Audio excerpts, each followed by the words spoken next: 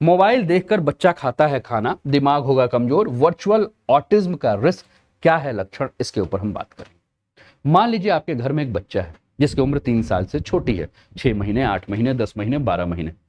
जब तक आप उसको मोबाइल नहीं देते हैं तब तक हो सकता है वो खाना ना खाता हो सकता है वो दूध ना पीता हो, या हो सकता है आप कुछ भी खिलाने का प्रयास करें वो नहीं खाता,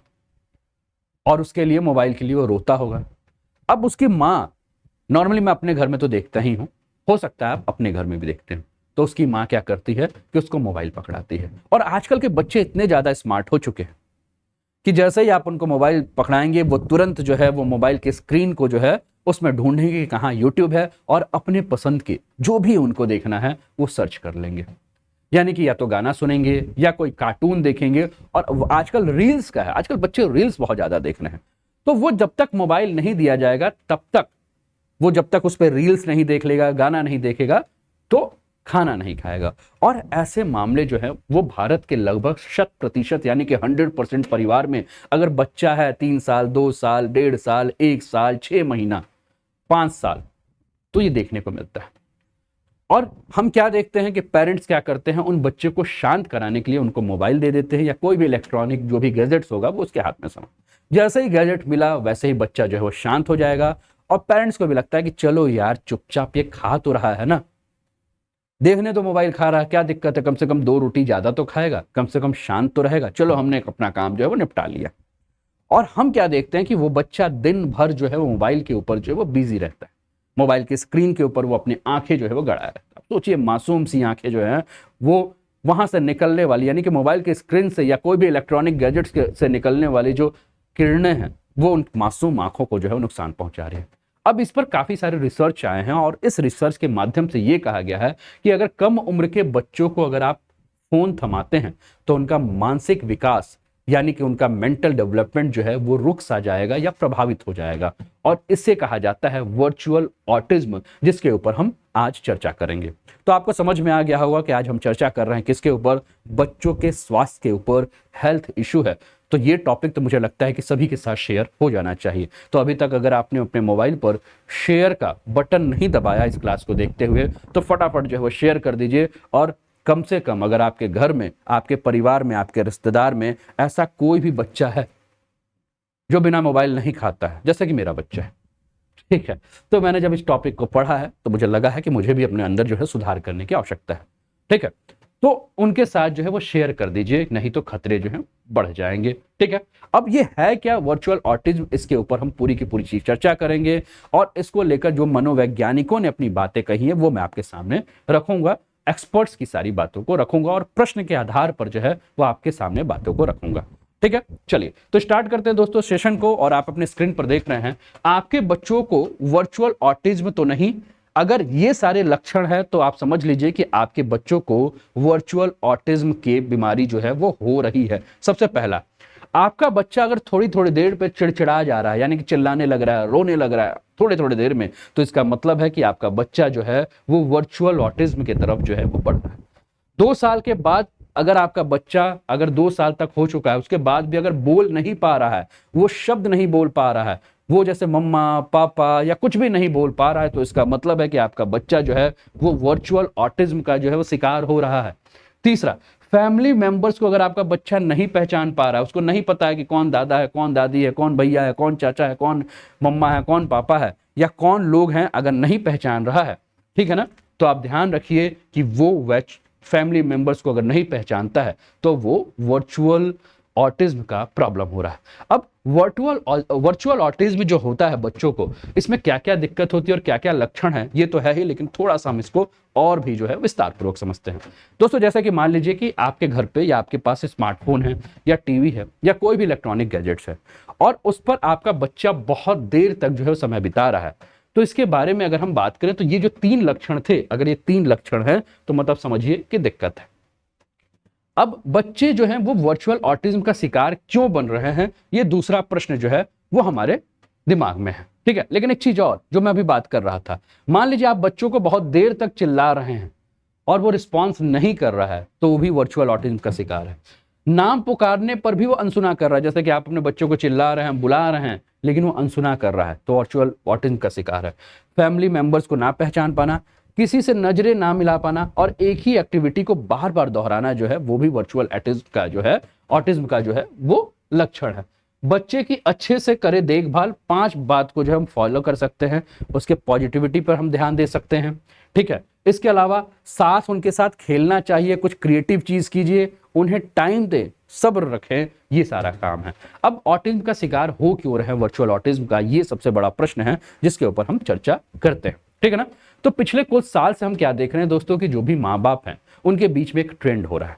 क्या ट्रेंड हो रहा है कि बच्चे को मन बहलाने के लिए उन्हें कहानी या लोरियां सुनाने की जगह पे माँ बाप जो है मोबाइल फोन दे रहे हैं या इलेक्ट्रॉनिक गैजेट बजा। दोस्तों बचपन अपना याद कीजिए, जब हम छोटे थे तो हमारी मम्मा लोग यानी कि हमारी जो मम्मियां थी, जो कि हो सकता है कि आजकल के लोग हमारी मम्मियों को पुरानी सोच वाली मम्मियां कहें, लेकिन हमारी जो मम्मी थी वो क्या करती थी, हमें खाना खिलाने के लिए लोरिया जो है वो सुनाती थी, हमें कहानियां सुनाती थी। लेकिन क्या आज की माँ बाप जो भी माँ हैं वो अपने बच्चों को लोरिया सुनाती हैं, क्या कहानियां सुनाती हैं, या मोबाइल पकड़ा देती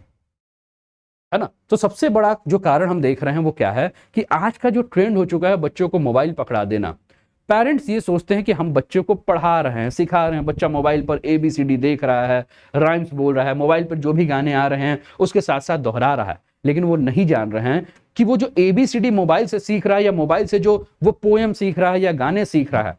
वो उसकी आदत बनती जा रही है, यानी कि उसकी मोबाइल के ऊपर डिपेंडेंसी जो है बढ़ती जा रही है, और यहीं से बच्चा जो है वो वर्चुअल यानी कि काल्पनिक दुनिया में जो है खो गया है। जैसे कि आप बच्चों को देखेंगे कि बच्चा जो है वो एक ऐसी काल्पनिक दुनिया में, जैसे कि रील्स आ रहे हैं, काफी सारे वीडियो जो कि भूत के ऊपर, चुड़ैल के ऊपर या अन्य जो चीजों पे होंगे, बच्चा जो है वो उसी वर्चुअल दुनिया में खो गया, यानी कि काल्पनिक जो भी चीजें होंगी, जो चीजें हो सकती हैं कि वास्तविकता में ना हो, जैसे कि बच्चा देख रहा है कि सुपरमैन है, स्पाइडरमैन है, यहां कूद गया वहां कूद गया, या ऐसा देख रहा है कि वो कोई दूसरा एक वर्चुअल कोई इमेज है या कोई एक वर्चुअल क्रिएचर है जो कि किसी को मार दे रहा है ना। तो उन्हीं सारी चीजों को बच्चा जो है वो क्या कर रहा है, रियल समझ रहा है और उसी को अपने पास जो है वो ढूंढने लगता है। इसके अलावा हम क्या देखते हैं कि ये आजकल जो हमारे परिवार के अंदर टूट है, आप समझिए पहले के परिवार होते थे दोस्तों जिसको कि हम कंबाइंड फैमिली कहते थे, कंबाइंड फैमिली जहां दादा दादी चाचा चाची है ना, बड़े पापा बड़ी मम्मी और सब, ये पूरा एक परिवार होता था दोस्तों जिसमें बच्चों के साथ समय बिताने वाले कोई ना कोई होते थे। लेकिन आज हम किसकी तरफ चल रहे हैं, आज हम न्यूक्लियर फैमिली की तरफ चल रहे हैं, यानी कि ट्रेंड बन चुका है क्या चीज कि फैमिली सेटअप जो है वो न्यूक्लियर, यानी कि हम दो हमारे दो, इसके अलावा हम सोच रहे हैं, यानी कि फैमिली मेंबर्स के बीच में जिस प्रकार से दूरियां बढ़ रही हैं वो कहीं ना कहीं इस सिचुएशन को, यानी कि आपके बच्चों के लिए आपके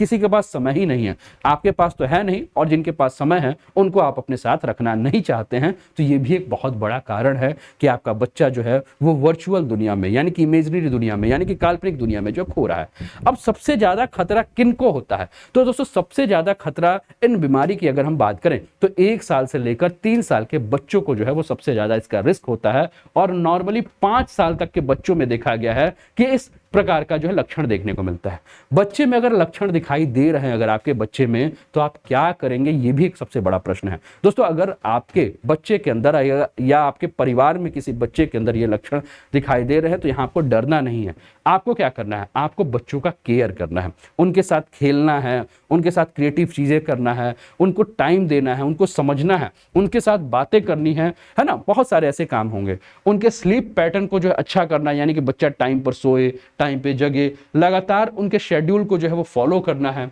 ना। तो ये सारे काम जो है वो आप क्या कर सकते हैं।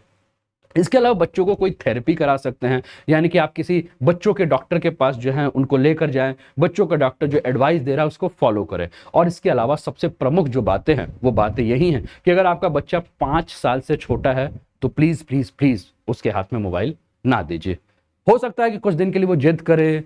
कुछ दिन के लिए वो खाना ना खाए, लेकिन आपको बहला फुसलाकर जो है उसे खिलाना है, उसका ख्याल रखना है, बच्चों के शेड्यूल को टाइट करना है। 1-2 घंटे के लिए हो सकता है कि आप एक टाइम शेड्यूल कर दीजिए कि ठीक है बेटा तुम इतने बजे से इतने बजे तक जो है मोबाइल चला लो, लेकिन आपको फॉलो करना होगा कि उसका टीवी देखने का टाइम क्या है, उसके मोबाइल चलाने का टाइम क्या है, और इसके अलावा वो मोबाइल में क्या कंटेंट देख रहा है, क्या वीडियो देख रहा है, उस पर आपको नजर बनाए रखने की जरूरत है, ठीक है। तो ये कर सकते हैं। या आपको वहां से हटाने के लिए बच्चों को घर से बाहर यानी कि पार्क लेके जाइए या कहीं घुमाने लेकर जाइए, इंडोर गेम्स खेलिए, पढ़ाई के लिए बार बार बच्चों को फोर्स ना करें, उनको बहलाए फुसलाएं, ठीक है। और सबसे बड़ी चीज,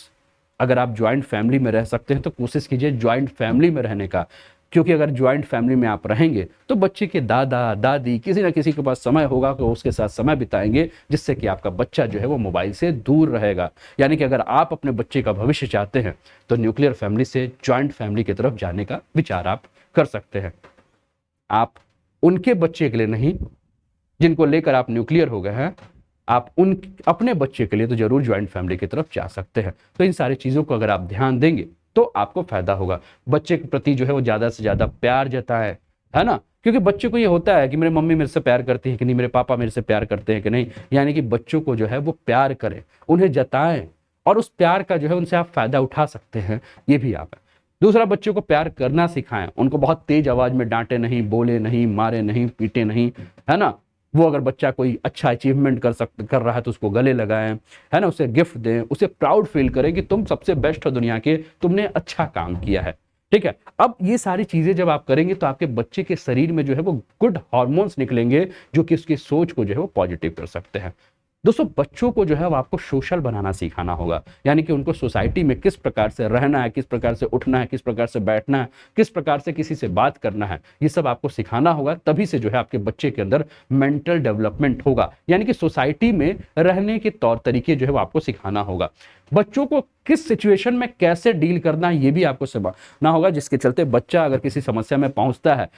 तो वो खुद ही उस समस्या से अपने आप को निकालने का जो है वो प्रयास करे, ठीक है ना। इसके अलावा स्ट्रेट्स बॉल, सेंसरी खिलौने जो है वो बच्चों को दें। इसके अलावा बच्चों को कभी भी ऐसी बातें ना करें जिससे कि बच्चा डिमोटिवेट हो, यानी कि बच्चों को आप उनकी कमियां ना बताएं कि तुम्हारे अंदर ये खराबी है, तुम्हारे अंदर ये कमी है। उन्हें डिमोटिवेट ना करें, उनके बारे में कुछ अच्छा बोलें, उन्हें कुछ सिखाएं। अगर बच्चा आपका फेल भी हो जाए तो भी उसको जो है वो डांटे फटकारे नहीं, उसको समझाएं, है ना। तो ये सारी चीज जो है वो अगर हम करेंगे, यानी कि पेरेंट्स के लिए अगर हम बात करें तो पेरेंट्स को जो है वो क्या करना होगा कि बच्चे को, अच्छा कई सारे पेरेंट्स होते हैं बच्चों को कहते हैं कि भैया मोबाइल मत चलाओ, लेकिन वो खुद ही मोबाइल चलाते हैं। दूसरा, आप बच्चों से बहुत तेज आवाज में बात ना करें, बच्चों की कमियां ना निकालें, और बच्चों के सामने अगर पति पत्नी लड़ाई कर रहे हैं या फैमिली में कोई लड़ाई कर रहा है तो कोशिश कीजिए कि बच्चों के सामने ये सारे काम आप ना करें, अगर आपको अपने बच्चे का भविष्य जो है वो सुरक्षित रखना है। हेल्थ से संबंधित टॉपिक था दोस्तों, इसलिए एएनए के सेशन में मैं ये लेकर आया, और मुझे पता है कि मुझे देखने वाले हर घर में कोई ना कोई बच्चा तो जरूर होगा। उम्मीद है कि ये टॉपिक आपको पसंद आया होगा। चलिए आगे बढ़ते हैं अगले टॉपिक पर, लेकिन उसके पहले ये जानकारी है, इस जानकारी का आप लाभ उठाएं। अनअकैडमी पर अगर आप जुड़ते हैं, अनअकैडमी के किसी कोर्स का अगर आप सब्सक्रिप्शन लेते हैं और उसके लिए आप अनूप 10 कोड का यूज करते हैं तो काफी सारे फायदे हैं, और इस कोड का यूज आप इंडिया के किसी भी कोर्स के लिए, किसी भी एकेडमिक, किसी भी आप कॉम्पिटिटिव कोर्स के लिए कर सकते हैं। ये सारे फायदे हैं। उम्मीद है पसंद जरूर आया होगा।